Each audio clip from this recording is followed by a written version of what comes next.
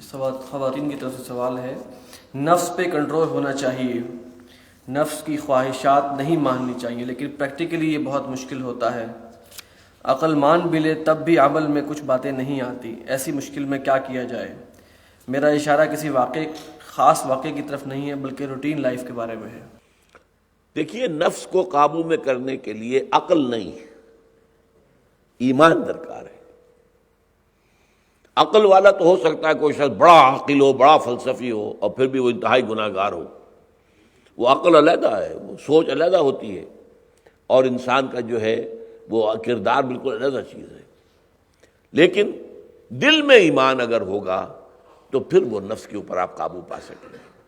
قرآن مجید کو اپنے دل میں اتاریے، زیادہ سے زیادہ گہرائی کے اندر لے کر جائیے، اور اس سے جو ہے یقین پیدا ہو، اور یقین کی بھی گہرائی ہو تو پھر نفس کا جو ہے مقابلہ کیا جا سکتا ہے، نفس کا بھی، شیاطین کا بھی، اس لیے کہ شیطان بھی حملہ آور ہوتا ہے۔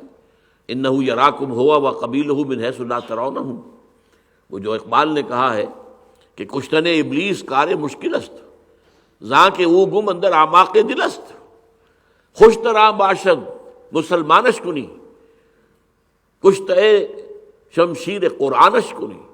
اب یہ دو اشعار کے اندر اصل میں دو حدیثوں کو علامہ اقبال نے سمو دیا ہے، حیران کن بات ہے۔ حضور نے فرمایا ان الشیطان یجری من الانسان مجری الدم، شیطان تو انسان کے وجود میں ایسے سرایت کر جاتا ہے جیسے خون۔ اب ظاہر بات ہے کہ ایسی چیز کو کیسے ختم کریں گے آپ جانتے ہیں کینسر اگر سارے جسم میں پھیل چکا ہے تو کیا کریں گے؟ کہاں کہاں کاٹیں گے؟ کس کس کو علیحدہ کریں گے؟ اب لا علاج ہو گیا، اس لیے کہ تو پھیل گیا۔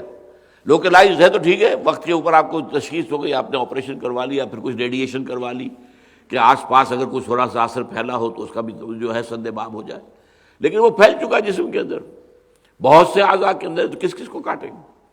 تو کشتن ابلیس کار مشکل است، ابلیس کو مار دینا، کشتن مار دینا، گربہ کشتن روز اول جیسے کہتے ہیں کہ بلی کو پہلے دن مار دینا چاہیے، تو اسی طریقے سے ابلیس کو مارنا آسان کام نہیں ہے، اس لیے کہ وہ تو انسان کے دل کی گہرائیوں میں چلا جاتا ہے۔ خون کہاں جاتا ہے؟ سارے جسم کا خون پھر دل میں جاتا ہے کہ نہیں جاتا؟ اور دل کے اندر اس نے جو ہے وہ ٹھکانہ بنا رکھا ہے۔ تو اس لیے، لیکن دوسری حدیث کیا ہے؟ آپ نے فرمایا ہر شخص کے ساتھ ایک شیطان ہوتا ہے۔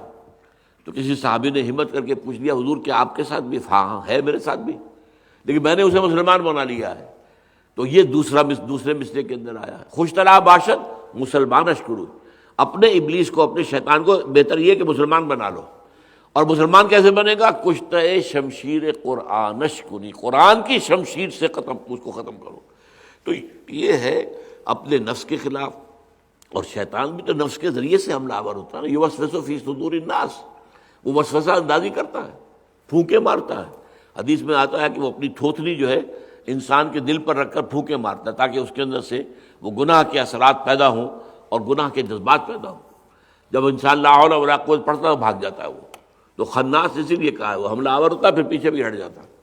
تو اس کے لیے یہ ہے کہ قرآن کے ذریعے سے ایمان کو گہرا کیا جائے، ایمان گہرا ہوگا تو آپ شیطان سے بھی لڑ سکیں گی، اور آپ جو ہے وہ اپنے نفس سے بھی لڑ سکیں گی، اور یہی ایک راستہ ہے۔